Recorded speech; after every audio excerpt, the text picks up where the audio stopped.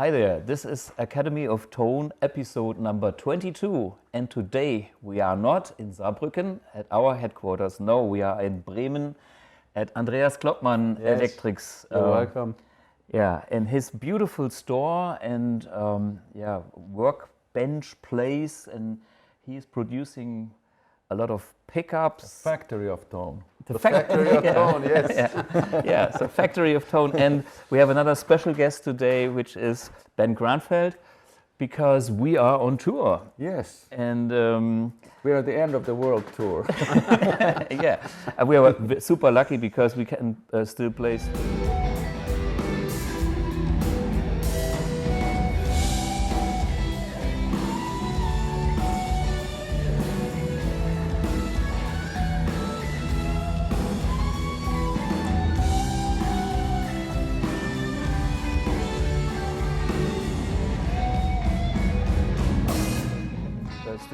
There's COVID-19, but somehow we managed to get 3 gigs in a row.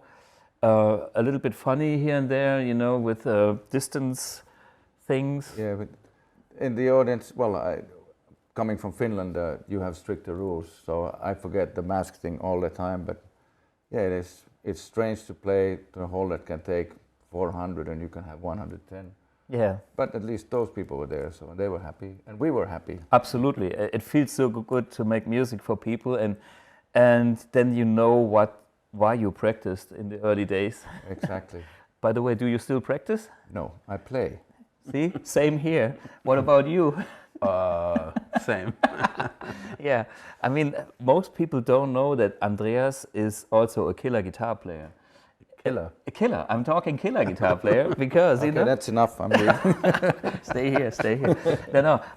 I met Andreas, I don't know, 20, 30 years back, and I was watching him playing. It was about the time that my son was born. Yeah, probably. 92 or so. Yeah. And you were playing with your whatever top 40 band, which was spot on. I will never forget the Barbie girl show. I'm a Barbie girl. You know, the whole 9 yards. The singer, blonde guy. You know, we are here in North Germany. People are usually blonde, and you know, wearing a skirt. But that was our keyboard player. Ah, okay. Mm-hmm. He had I'm not sure if I want to hear more.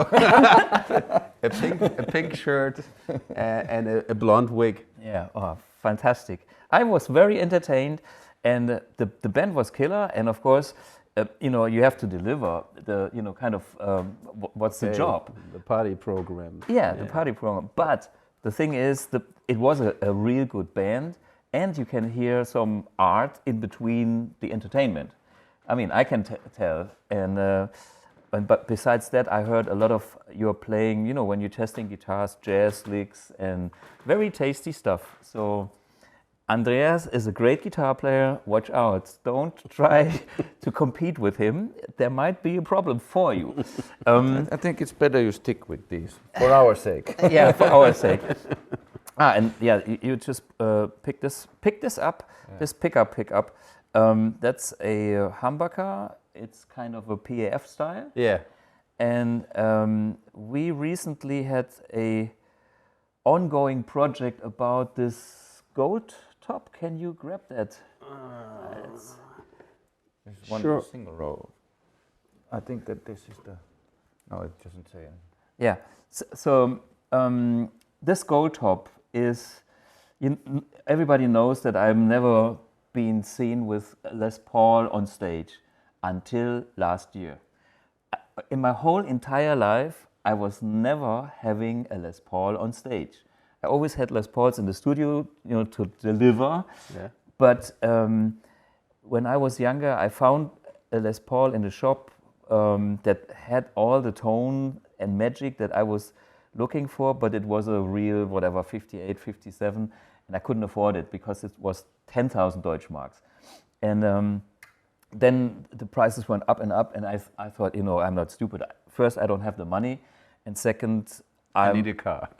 Yeah, there's always things that are more important to me. Like Stratocaster. Yeah, so I bought a second Stratocaster, a 64, and I sold that one, and then I finally bought another 64 a couple of years back. I still have a problem since in the very early days when I bought my white 61 Strat, I had a choice between that white 61 and another 64, which belonged to, back then his name was Thomas Kretschmer, the guitar player of... Oh yeah, I know him. You know him. Now Yes. he's Carola. Yes, I know her now. Yeah. See the one in the pink dress? No. Yeah. Anyway, but I still remember the tone of that guitar when I was 17. And the 64 was actually maybe the better guitar, but I didn't have the money, which was 4,000 Deutschmarks. And the other guy asked 3,200 Deutschmarks for my 61. And I tried to be a clever businessman, so I swapped And that was in the 80s? Yeah. So that was quite a lot of money then. This was quite a lot of money. And my deal moment was, the guy said 3,200, and I said 2,300, my last word. And he did it. So I got my 61 Stratocaster for 2,300 Deutschmarks. Yeah. And Not too bad. yeah, so, and I was very happy, but I still remember that 64. And okay, the thing about Les Pauls is, I just over the last years, actually, I got closer to that instrument in general, and I found first qualities that I kind of heard in the past, but I never had a guitar, so I was never able to record with the guitar, because if I would record with a Les Paul, I would have a problem to bring that on stage if that guitar was from like a collector's friend that we know, and it would be killer on the record, but then you stand on stage and you have something else, you're gonna, Exactly. So, but you are more the Les Paul on stage kind of guy. Well, maybe I don't analyze as much as you do. I like a Les Paul. I am a Strat guy, but I like a Les Paul, and I use a Les Paul about 40% of the set when I play my own stuff. And now with the on the road, I use it. I took it with me because I thought we both play Strats all the time. So if I play a Les Paul, it will be a little bit different in the sound. And I have one. It's a custom shop Les Paul that your pickups in, and I'm perfectly happy with it. So what is the stuff that you are looking in a Les Paul then? First of all, the neck and how it sounds acoustically. Then after that, I think about plugging it in. If it has a good acoustic tone and the neck feels comfortable, I don't like too small, like 60s neck is not my thing. Too thin. So I remember that custom shop used to make the neck, sorry, the 57 was really big, the 50. Huge necks. 8 was a little bit smaller and 59 was comfortable. But now I think they make them. I've never seen an original with these huge necks they did on the 57s. As I used to work in a guitar store, and they had some of those in the 80s. They had some of those 57s, which is like, what the hell? How can you play with this? But if it's comfortable and it has a good acoustic tone, that's the first step for any guitar for me. Sure. Then, if I don't like the pickups, I actually had a gold top that I took here to you, Andreas, in possibly sometime 2005, 6, and you said, yeah, it's a good guitar. And you took it back and you took out everything. You put new pickups, new wiring, new potties, and I was like, what are you doing? Just wait. And I took it to the show. It's like someone opened the door. Yeah. You know, someone really opened the door to the sound. It's like, wow. I'm not that picky about things, but when these things happen, you start thinking maybe I should spend more time on checking different pickups. But yeah. Yeah, I totally rely on a certain type of Les Paul, since I'm so socialized from the Strat to have a guitar that has not overwound pickups, you know, and it's not too thick and it's not too. It still has to remind you of a Strat. In a way. And and a 57 Les Paul does it. Yes. To me, a 57 Les Paul is like a Telecaster on steroids. And this guitar kind of is getting there over the years. Andreas made, is it now the third set of pickups? Or even the fourth. We don't know. I can't remember. It's an ongoing process. Yes. And it's so great because I can see how we can approach, that kind of ideal thing. And I learned so much just from listening what you told me about it, and from every step, every iteration is kind of amazing to learn. You swapped the covers, you swapped those screws, you swapped the magnets, you swapped everything. The slugs. Yeah. Any secrets you want to tell us, or just keep it secret? But so I researched every part of the humbucker, and every part plays its role on the overall sound that comes out in the end. And once you change one parameter, the rest has to fit in. Yes, that's right. It's the same like with sound design. I mean, you cannot change. It's like cooking. Yeah. If you change one ingredient, all the rest has to follow to make the nice blend. Yeah. To get everything in balance again. So we have the same kind of cooking process, me with the amps, and he does sometimes criticize me with the amps, which is great. And I do the same thing with his pickups. And it's so good to have people digging in that deep, spending hours, days, weeks, months, lives. It's alive. It's alive. So is this your Les Paul? That's mine, yeah. Okay, and what is this, a 70 something? Or? This is a 68, I was told, because this kind of the inlay. I'm not the expert on Les Pauls anyway, but like on the ES 335. Yeah. Yeah, and I bought this like 10 years ago or so, and then 2005 it was. You know more. 2 years later, that was the time where we started this huge Les Paul research project with Peter Weihe.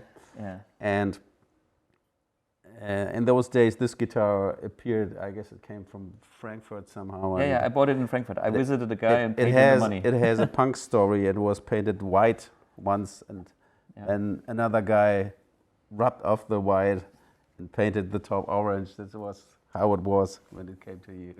Yeah, but I had some guy, Matthias Schindehütte, putting on the nice the gold top. The gold top. Very good. With crackle. I'm very happy about the looks. Yeah, and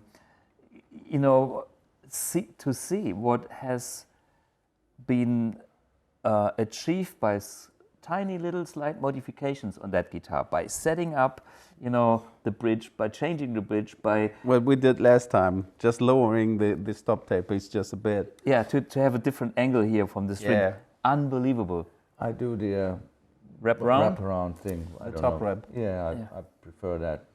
Why? Because it's... the tension is a little bit lighter, and because the angle here is less. And I started using that, don't know how many years ago, and by accident, sometimes when you break a string, you quickly put it on the wrong way and you go like, the right way, because I used it the wrong way. You go like, whoa, what happened? This is, I just feel that it's okay for me, and then I'll let it be like that. But if you think that, for instance, you got a guitar that you really like your 61 Strat, what is the most important part, the guitar or a great amp? You can take your guitar and you can go anywhere and play, and okay, I'm almost there, I'm safe, even if it's a, excuse me, PV transistor amp or something like that. If you have your guitar, you're okay. But if you have your own amp and you get a semi-decent guitar, it doesn't work. Yeah. It's funny because I just read Mike Landau's reverse. If the amp is good, then he can manage with a crappy guitar. And I must say that I need a good guitar, and then same here. Somehow that's I why I believe always a good guitar sound goes everywhere. Yeah. And it's so much part of you. Your playing, your touch, and everything. So. Yeah. But I think there's the guitar, and that what's tone. I mean that's I always people talk about tone a lot. Everybody talks about tone, and for me, tone is in my head. I have an idea of what I want to hear. That's my tone. Yeah. And I don't know how it is for you guys. Do you have the same or... The same tone as you think? No. And that's good. I have this tone that must be a little bit better than yours. Well, it depends on who is listening to it. Exactly. Yeah.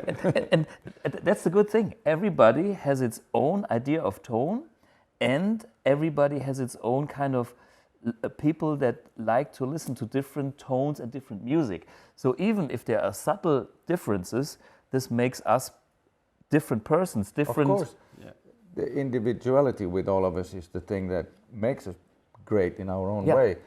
But I mean, now that we've been on gigs, yesterday I played through your pedal board with my guitars, and I thought, okay, this sounds pretty much, because it's the same amp, pretty much like my own tone. But then I tried your guitar through your, and I couldn't get anything out of it because the personality of the guitar, the neck is too thin for me, and we use different kind of strings.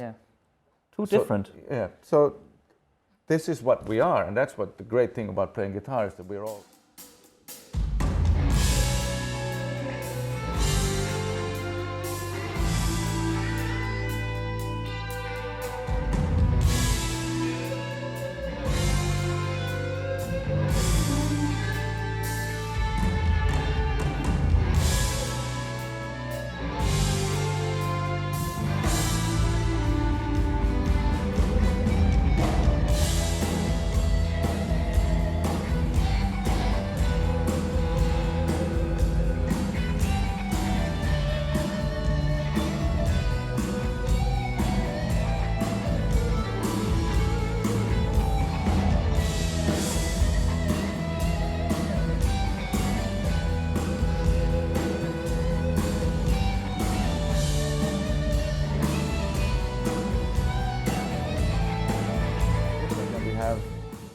You know, we all want one thing, and that's good tone. Yeah.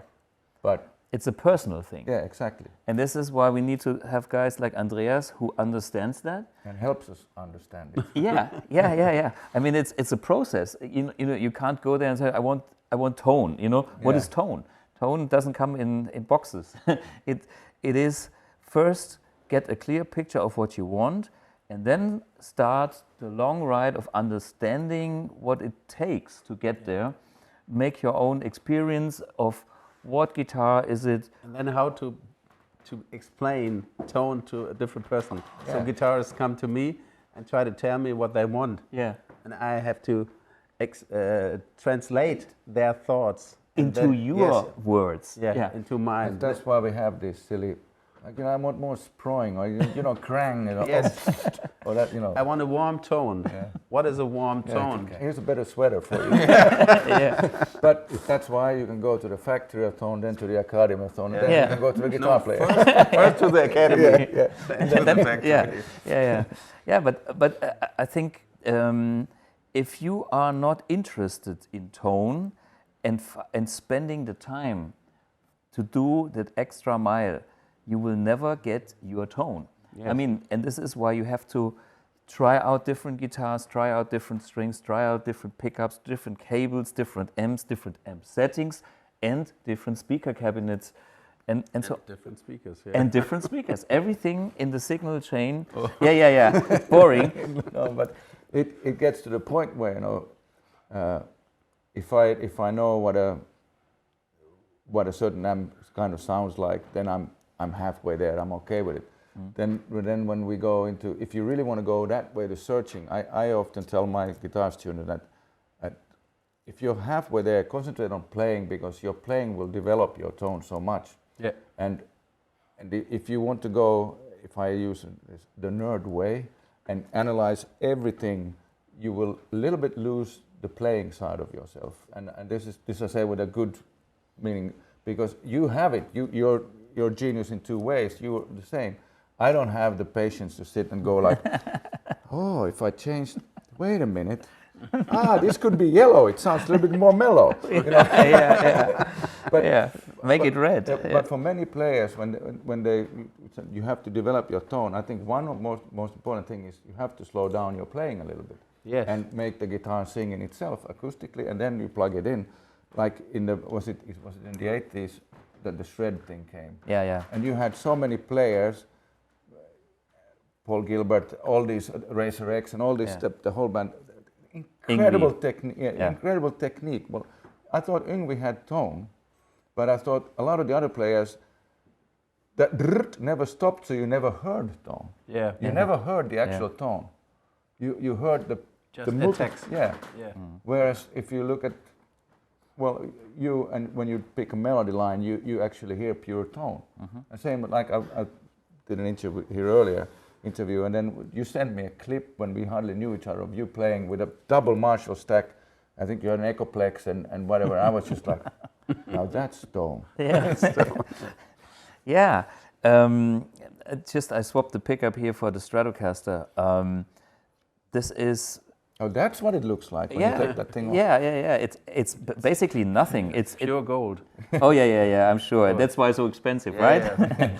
No, I mean, when you look at a pickup like this, it is nothing. This is the plastic cover that doesn't do anything for the tone, or does it do? No, I don't think Not the plastic. really. So, but then you have the 6 magnets. Then you have the 2 kind of cardboard things, and so the magnets are just pressed in, and the wire is wound around. The old classic way. Yeah, and like Leo told us.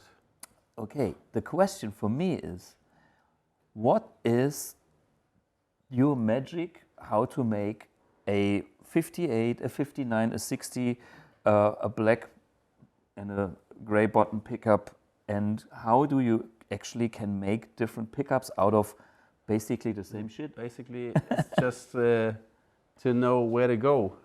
I know where I'm aiming for. So it's the tone. So I have a special tone in my mind. Yeah. Because I know a special guitar or a guitar sound.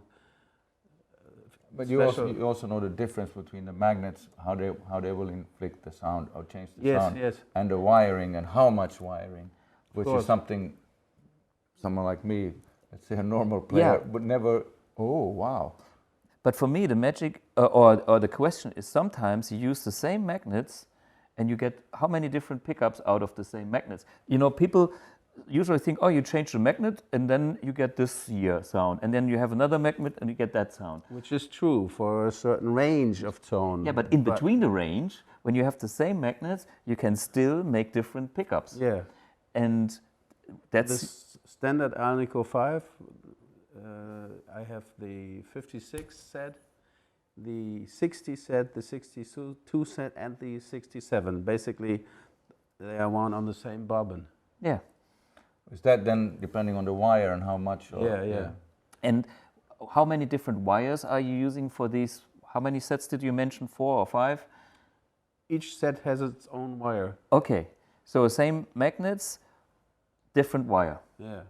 Okay. And going on different treatment and different layering. Yeah. Different tension, different kind of this is things I won't talk about. Yeah, no, it's all okay. But for me, the point is, some people think it's easy. It's you change one parameter and this makes this a specific pickup, but that's one part of it, and everything else needs to be in a arranged in a way that you really get there. It's not only the one thing that does it.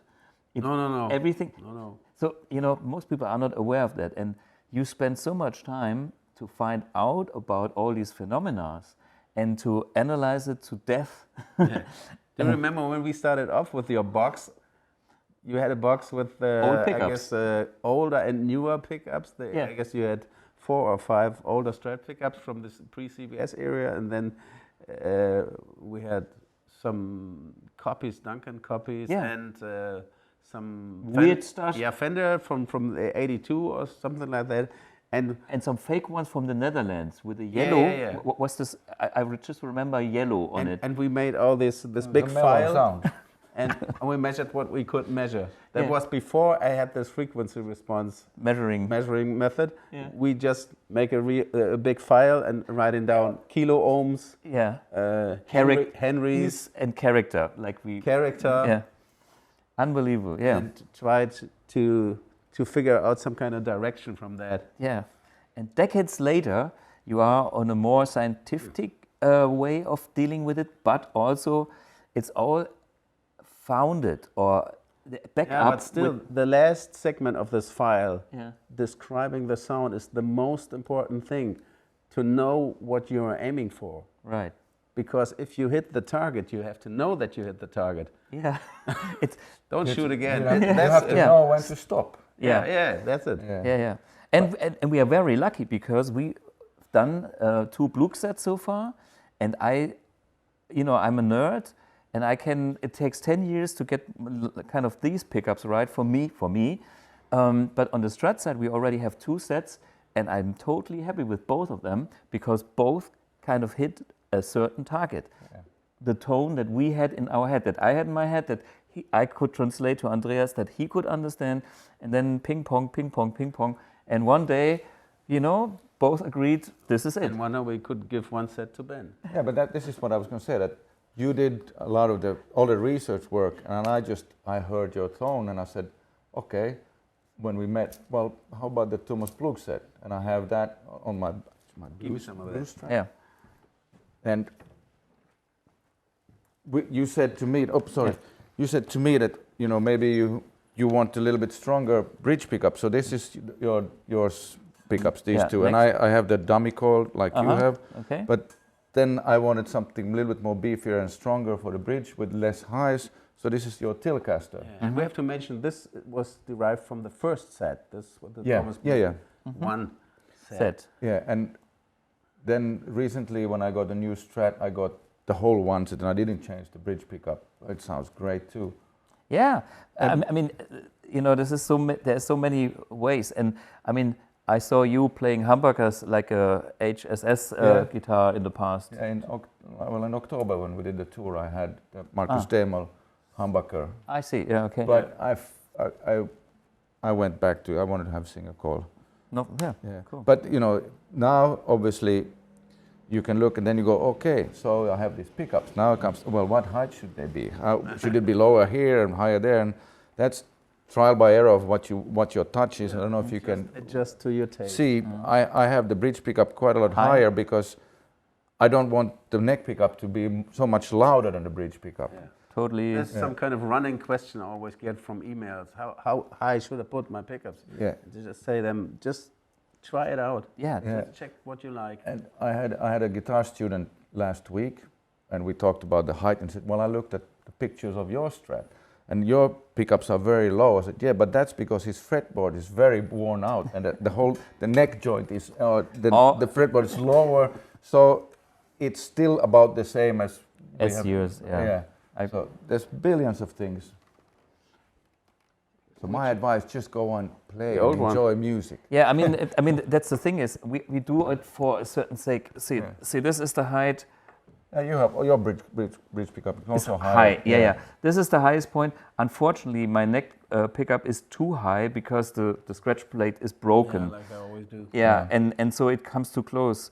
Maybe I should use some super glue, but the other day I was playing and then suddenly I was holding that screw in my hand. Oops, put it in the pocket. We don't copy that on the guitars that we make. No, not yet.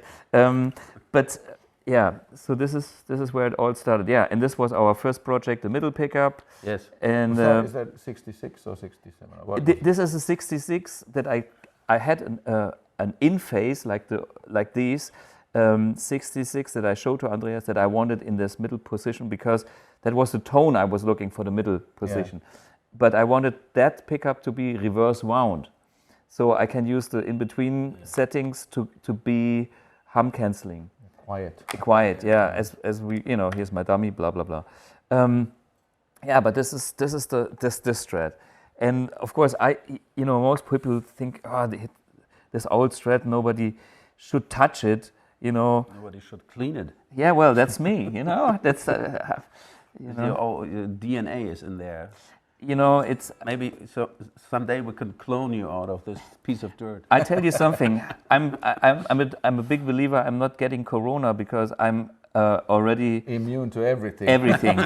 This guitar has been traveling around the globe. I don't know how many times, but it's been to China. It's been to Australia. It's been to the US 10 times. To the UK 15. So all kinds of diseases are in here. Yeah. So I grow them here, and I pick them up here, and then I licked or sniffed them. Disgusting. But I think there was enough with the pink dress now. Yeah. No, but like when your worst nightmare is something happens on the road and you have to give your guitar to a repairman, let's say in New York, And he goes, all right, well, I'll clean this guitar up. Yeah, and Then you get, what did you do? I put you in some new pickups, and I put you in some new bridges, and I put you a new neck. You know, I wouldn't use that neck. You know, Are you sure? It's so worn out. Putting the guitar on the floor. I do everything with this guitar. It has its marks, and the marks come. There are famous marks in there done by Thijs van Leer from the band Focus and other bandmates. You want one from me? I didn't ever told you I have a big trauma because I stepped on one of my concert guitars when I tried to play Bach, and there was the current broke down and there was no lights, and I put it down. Ouch. And I was looking for a lighter to get the candle lit. Yeah. And I forgot where the guitar was, and I stepped into it. And from that day, I had always to repair guitars for the rest of my life. So this was the starting point.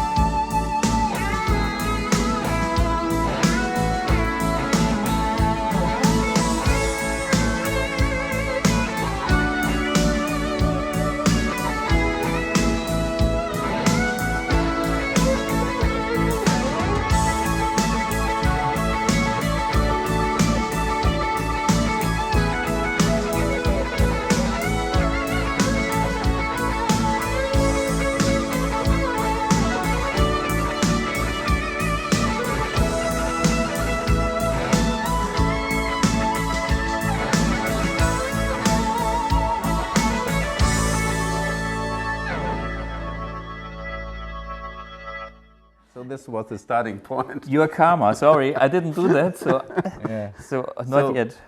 I get nervous when I see a guitar on the floor. Well, for me, it's safer when it's on the floor because it can't fall down. Yeah. Yeah. I've seen so many cracked headstocks of Les Pauls, and it's whatever, you know. when I joined, What do you Wishbone feel about this? Yeah, now you know what I'm feeling. When I joined Wishbone Ash, Yeah. the 3 first months when I was in the band, I flew in from Finland all the time. 3 times my Les Paul neck broke. I remember that. Yeah, and it was just like I'd come to the first rehearsals, neck broken. Okay, there's a guitar repair shop. I said, don't need to lacquer, just glue it and I'll pick it up in 4 or 5 days. And break it again. Yeah, and then the next we flew. I came home from somewhere, opened the case, neck broken, and then we had a festival in Switzerland. You know, I came in. The roadies took the gear and went to the hotel. And then when I came to the venue to the festival, like, sorry Ben, it happened again. Oh no! 3 times in 3 months, and it turned out Same guitar. I had a remember those Gibson plastic rubbery cases that were kind of angled? Yeah. Protected. That was the thing. That I changed to another case and no problem anymore. For some reason it every time it So the fell. protector case didn't protect. Yeah, the unprotected case. Oh man, yeah. I mean, the Strats are more reliable in that way. Yeah. Or did you have a broken Strat? No, never See? a broken Strat neck. I fixed 2 Strats. And where? Headstock broke from here to there. But you could still play, or was the machine No, okay, I guess it was. down here? From Yeah. here. Okay. It was. Well, I don't, It you know, was a 61. but do you, for instance, I didn't notice at that time that the tone would change in any way. I mean, it never breaks at the same place because when you glued it once. That's but what I tell the Yeah. people. It will never break at the same spot. Yeah. So, but I didn't notice any change in tone when after it was repaired or anything. I didn't even think about it. I just needed the guitar as quickly as possible. I have a little secret here. I have a speaker which comes out of my old Marshall cabinet that I bought when I was a teenager. And the most magic speaker in my whole collection is a reconed one. Oh, And really? you can see that little glue, it's different. And by the way, that's the speaker that I always mic'd up on all my records, and which is in the BluBOX now in my speaker emulator, the 1970. That's why you sound a little bit better. See? And So it's not real. it is a repaired speaker, and there's the magic. Sometimes, so this is what I'm saying. Not every repair maybe devaluates the guitar in a way, but Or the speaker. But I was lucky. The changes it made to that particular speaker made something magic to my ears. So I'm open to anything. I'm not a collector, so if there's something weird, if it sounds right, it's good for me. I mean, of course, it should look okay, but Well, you can't see anything on your speaker. It just looks like a fat cap, and that's it. yeah, but it all comes back from this kind of accident that happened to that speaker, and whatever, it can be good for something, but still there's like some things that are totally original and they are still killer, like when you go back for some hardware here, we found there's so many hardware out there and nothing is like the old hardware from the Gibson, for instance. You told me that, I wouldn't believe. I was convinced in a second. It's just one note, as you always say, das Geräusch, the noise. When the noise, which is kind of a complex thing, is what you expect, bam, that's it. And sometimes it's a magic where it comes from, and whatever it is, this uses an old bridge now, and it makes a difference. Yeah, I mean, we can go into that. This will never end, but the relic thing. Yeah. I'll just put this back. And step on my guitar, please. And I'll bring my Les Paul. Without taking everything with me from stage. So this is a custom shop, Gibson, and when they make everything look older, I noticed that for some reason some of the parts are very lightweight and not as good as The old ones. yeah. But when you talk about, you said, oh, when you saw this Les Paul, did you, if that's your real wear, then it's really cool. Sorry, no. Yeah, But- no, it's really, yeah. Yeah, but does the relicing really affect the sound? Like if you make things look rusty and I have a little theory about it. Okay. Actually, some things do.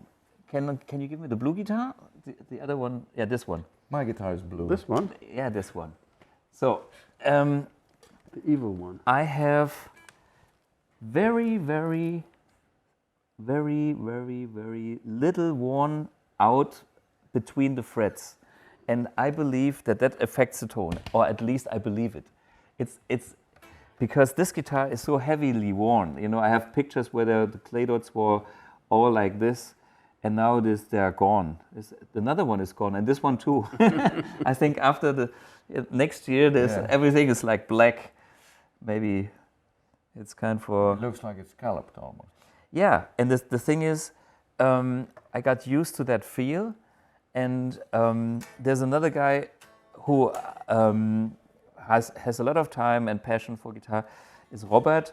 And Robert, I asked him for one of those guitars, can you kind of try to make a little scalloping, but super, super, super, super light? Mm-hmm. And I felt it sounds a bit different. Maybe it's just because I react to it, because I know it or not, but I like it. Well, you probably your touch changes and you play slightly like you play on this guitar. Yeah, But if you take away material and change the structure, it Yeah, also yeah. affects. will course, sound of course. different. So No these, question. yeah. So I mean, subtle details, as you noticed, for me, it's probably more important than for you. Because if it's part of my personal thing, it has more influence on what I've Of course, because this has been your main guitar since. ever. I was going to say 61, but that's not possible. No, But you know what I mean. Since you got it. I and got it's it when become- I was 17. Yeah, So but it is your personal. Yeah. Number one, it's your touch, it's your sound. Yeah. So naturally, everything that you get afterwards, you try to get as close as possible Exactly, to that, yeah. which is only natural. Yeah. And it everything affects me, and that affects the tone. So it's kind of a feedback thing going on in every direction. Yeah. Another thing is guitars and amps. Ben, I know you talking back from the whenever 80s, 90s. Mid-90s, I think. He knows it better, but we met some trade show and stuff, and then you've been always a guy that played some angle amps, and one day you changed. What was happening? I think this guy was involved as well. I was here in Andreas' shop, and actually you changed maybe my Strat pickups, or my that time Les Paul, you changed the pickup. I can't remember. Yeah, but anyway, and then you said... When you are on tour and you come close, Bremen, you always Yeah, drop in, take a coffee, and maybe beer. fresh set of strings or pickups, whatever. And then you said, try. I think it was the 212 cabinet that was stood up like this, and then it had the amp on top. And you can laugh if you like, but I was like, no, that looks like a toy. I don't. Sure. Yeah, but It's a big boy's toy. Yeah. So I plugged in, or you plugged me in, and I think you put the classic channel on. Yeah, because it's my medium- favorite. That's his favorite. Medium gain, and I took one chord, and I was just like, what? And my drummer and my bass player and sound guy, they all turned around like, He waked up. what? And John was sleeping on the couch. oh and yeah, you yeah. played the Oh yeah. because the Yeah, he was hungover. Yeah. But and that tour was September. Must be then 2 years ago. Yeah, 2 years ago, September. And I don't think the Mercury edition was out then. It must have been the number Before, one. yeah, it was Yeah. the Yeah. the And first one. I literally could not sleep properly until January when I got the Mercury edition. I think Mercury edition came out January or February or something. Oh, I don't remember. Well, that's when I got it. Yeah. And that was revelation for me. I mean, first of all, I know that I'm strong, but now I'm even stronger. But just the portability, the amount of sounds in this little box, and it's stupid to say when you sit next to me, but you really, really changed my life in so many ways with this. And okay, I'm lucky I can call you up because we are friends. Sure. But you know, I call up a silly question, go, no, try this, and I go like, oh wow, I didn't think of that. But I mean, I have my pedal board, and in the pedal board bag is my amp as well, and I can have that on my shoulder. I have a double guitar bag on my back and the cabinet in the other hand. And this is from having 2 flight cases with big combos, 1 6-unit rack, 1 big huge pedal board. Then I had to go, because I load my own gear, believe it or not. And all rock stars do. 2 or 3 times back and forth to the van. And now I get everything in, and they still tell me that I am too loud. Sure. But it sounds good. Yeah. And of course, with Engels, it sounded great too. But it just brought out something new in me playing-wise. I don't know what it is. You know, well, it is the tone that I was looking for, possibly, or you know, I feel at home. Yeah, super. And I remember the very first days you gave me a few more calls, you know, which is natural because it's like, this thing is different, and then it took some time till you tried everything. Yeah. And I can feel that you have been growing with the AMP1 and that you finally found your tones. I mean, you started with the classic and now you play the classic and the vintage channel is for the Strat to me, and the classic I used the Les Paul with. And I used the preset mode and I programmed it so to your specific that if this is the vintage channel, it has 30% less gain. And this is then, and I have my gain on 7, so that would mean that gain is about 4.5 or something. And on the classic, then the gain is on 7. With the boost, it's enough for me for Les Paul for solos. And last year we did the Go Music tour, which was maybe 10 or 11 shows. And for half of the tour, I was really, really like struggling because I felt that your sound was so big with the Strat, and I felt. But I did small tweaks that you told me, like just try.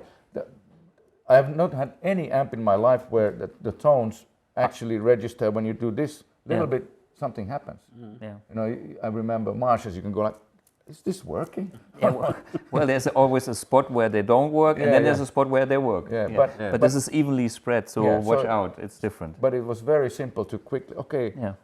Just a little, okay, now we're closer. And then the custom controls on the side. Now I don't touch these controls at all. They're set as they are. And well, I am super happy. I could not. And I think this kind of process is a normal thing. You know, it looks different, it has a different layout, and that therefore you have to spend some time to find your setting. It's the same story like with your tone in general, and actually like with any gear. But in the old days, when you had like a 1-channel amp with a classic EQ, you had only one chance to get your tone. Plug in the amp, dial in a certain volume, find the tone, and this is it. This already offers you the 4 channels and this and this and that. So it takes more time. But also, I mean, I don't think there is one here. The BluBOX that you made, the speakers. I just recorded this year a new album, and I did all the guitars with this and the BluBOX into the board. And there's one over there. It was faster and simpler. And I sat on my own in my studio, and I was just like, is it so easy? You know, comparing to having the microphone. You know, you come back one day from the studio, or the next day, and the microphone in front of the Marshall, somebody has moved it a little bit. Hey, what's wrong with the sound? And that's it is. That's just genius. I mean, it's simple. That's the thing. Simple. Simple. The thing is, I was one of the first to do IR loaders in a pedal like this. So since it's a digital technology, you know, now there's companies that do IR loaders just because it's IR load is impulse response. Yeah, and then there's a digital process that kind of does this convolution, which is getting the input signal convoluted with the IR, with the impulse response. But the concept of having a box that is as simple as this, I was the first one with IRs. And I believe for what it is, it's still one of the best. Why? Because I took so much time to tweak those IRs. Yeah. And this is what you need. When the sound is right, the sound is right. When you did the Stevie Ray tone, and you said, okay, but then I put here, was it on the... a 4x10, yeah. And then you from there, and I was sitting like, that can't be that simple, but it is. It is, yeah. And that's sometimes, I wouldn't say annoying, but it's kind of a funny moment when you discover how important the speaker is. You know, you have a Fender Bassman head or whatever I used on this one episode because my super reverb kind of was not in good shape. So I had my blackface Bassman, and then I dialed in the right speaker, and bam! Immediately there was Stevie Ray. Yeah, and not only this, I'm just, you said how important the speaker is. Well, this goes straight into the board. Yeah. I happen to have to go and do clinics or I fly to a gig. I have my pedal board and my BluBOXes on that. I request preferably 2x12 or 1x12 or 4x12 with vintage selection because at least I know what they sound like. Yeah. But when they sometimes I end up with a Harley Benton with I don't know what is inside. Yeah. and no offense to that, but the front of the house sees this. Yeah. So as long as I can get a little bit of feedback and I get the touch from that speaker on stage, I know that the sound in front is always constantly good. Yeah. And that's so important.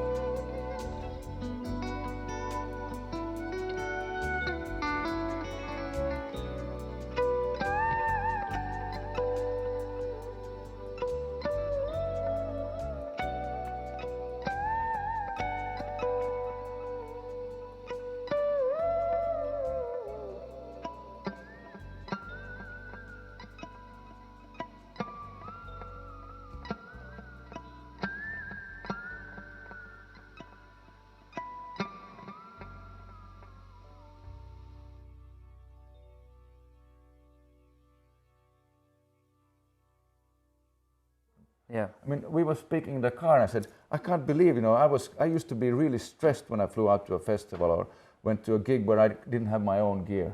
Not anymore. Yeah. Yeah. So, yeah, I mean...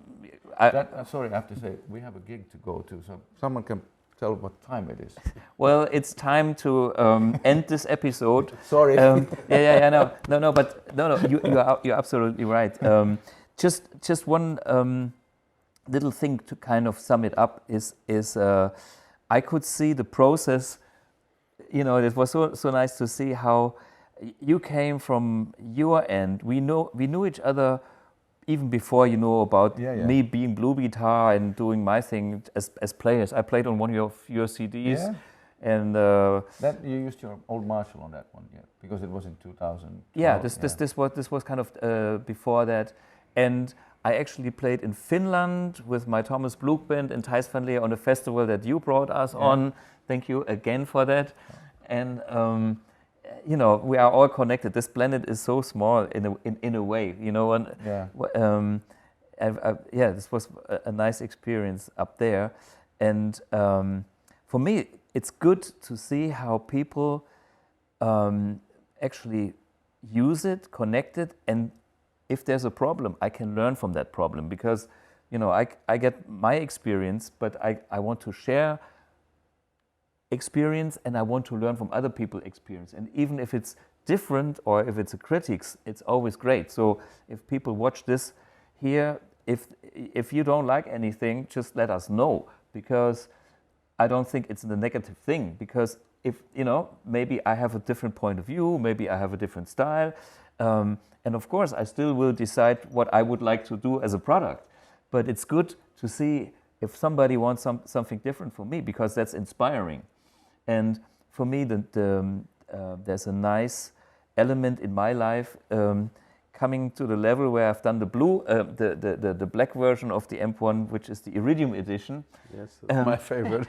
His favorite. I still haven't had the chance to try it, but and the funny thing is, you know, I didn't design the amp for myself, so I'm happy with what I've got here. So that, you know, that I've got my toy, and I had something totally, completely different in my head, and then I was talking to other people, which inspired me to do something different. And suddenly he is happy, but I also have, you know, people like Jeff Loomis, you know, doing the weirdest shit and being the, you know, hot players, writing me how great they like the amp, and that's something.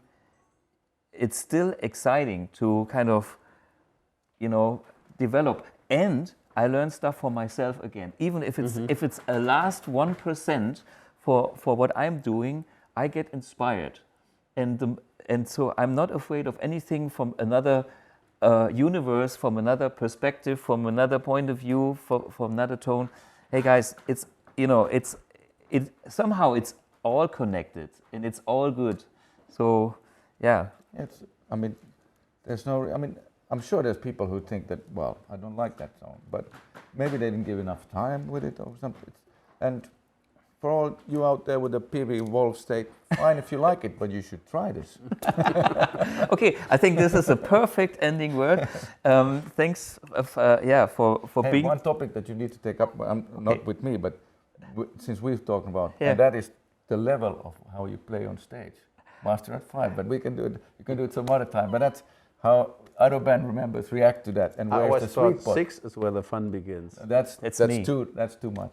But with the 2 guitar players, I reduce. I'm honest. Okay. You know, when we are together, you know, 2 guitar players on 5 is quite a Brett in German.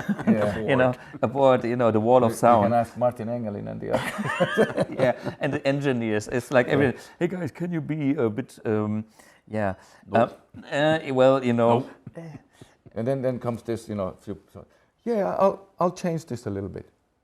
Okay, thank you. Nothing moved. Yeah, sure, of course not. You know, you put it that way and back, you know, there and back and there. Jeff Beck invented that. Anyway, so thanks for you know, sharing this time on the road. My pleasure, yeah. And we still have 3.5 hours to drive. Absolutely, and we are the headliners. So the good thing is.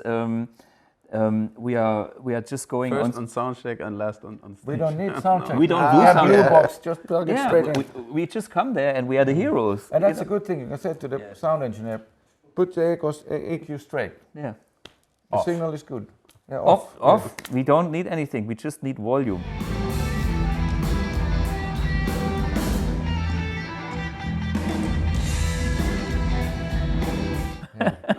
And now I've said so many good things. Can I have that €500 now?